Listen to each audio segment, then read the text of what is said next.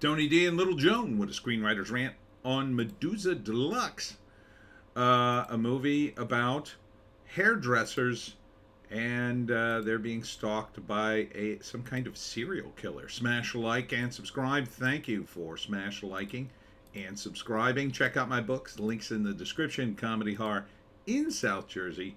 It's the Pineys, books 1 through 11, available at Amazon.com. Don't forget, Kindle Unlimited is free. I think this is meant to be like a dark comedy. It seems pretty funny. So there's some sort of hairdressing contest, and then someone's murdered, and nobody can figure out who the murderer is. And the hairdressers and the models are extremely paranoid about it. It looks kind of funny.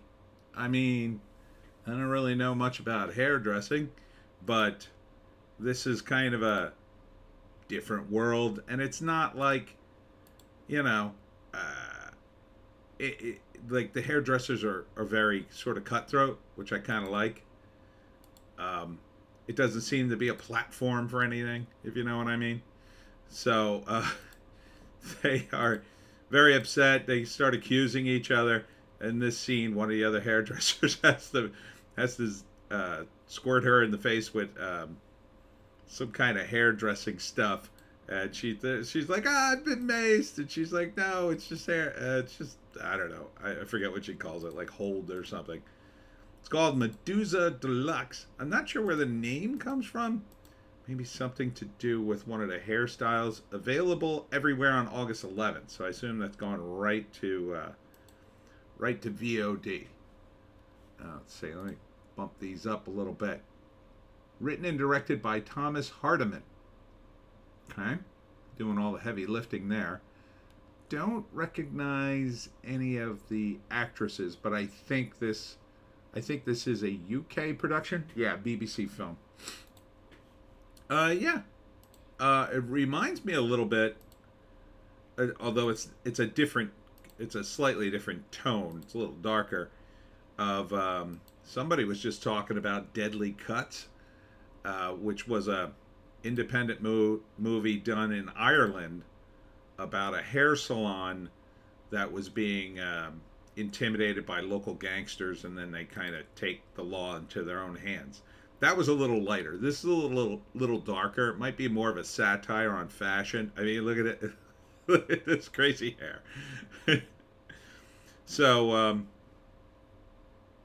yeah, I would see this because it looks funny. Looks funny, and also too, I like that the and the hair by Eugene Suleiman. I guess he did all the hair. I like the fact that the hairdressers don't instantly become detectives. They seem to be actual hairdressers who are in over their head and genuinely worried about the murderer. But at the same time, it's not completely dark, and it feels very much like a female space because it's just all women, and they've got their kids, and they got their hair up in different ways, and so yeah, it feels like a genuine movie. You know, it doesn't feel like it's just here to, I don't know, lay out some sort of agenda. It feels like it's actually about what it's advertised, some kind of hairdressing contest that is stalked by a murderer. And I think this guy's running it. My one criticism of the trailer is I'm not sure who's who. I mean, I kind of get the idea of some of the hairdressers. I'm not sure the layout of like what the contest is and what exactly is happening with the murderers. If it's like, I mean, for all I know, it could be in their minds. They don't really show a body. So it's a little, the trailer itself is a little disjointed. But I like the spirit of it. So I would probably see it on VOD. First act, probably introduce all the characters and the contest, whatever that is. And probably the end of the first act, you see the first murder. I assume there'll probably be one more. I don't know. It's an independent movie, so it could go off the rails. So, like, it could be that, who knows, that the murderer, there is no murderer. Maybe the person accidentally died, but they assumed it was a murder. It could be the end reveal, but I kind of doubt it. So, someone's been killed, and it's probably over the contest, the competition, and now everybody's paranoid, everybody's accusing each other. So, the second act is, oh my God, what are we going to do? While at the same time, these guys have probably been prepping for this for months or weeks, and they don't feel they can leave, and so they're going to tough it out and stay, but they're very worried.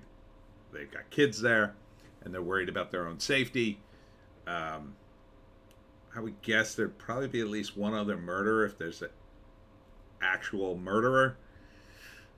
You know, maybe somebody who thinks they know who it is and is about to expose them, and the murderer kills them, and then third act, just like in any murder mystery, there's a big reveal, and the murderer is exposed. But again, it's an indie movie. It could do something weird like, we never find out who the murderer is. Or there was no murder, and these people are just paranoid. Yeah, I think it could be good. I mean, for low budget affair, A24. Again, we need more of these kinds of movies. You don't need $200 million epic every single time. I mean, this certainly doesn't need that kind of money behind it. You can make a movie like this for a few mil. Everybody gets paid. It's an okay gig, and then you've got something you can sell. It's 90 minutes, and hopefully people enjoy it. Let's see. So right up here. Here's the synopsis. A murder mystery.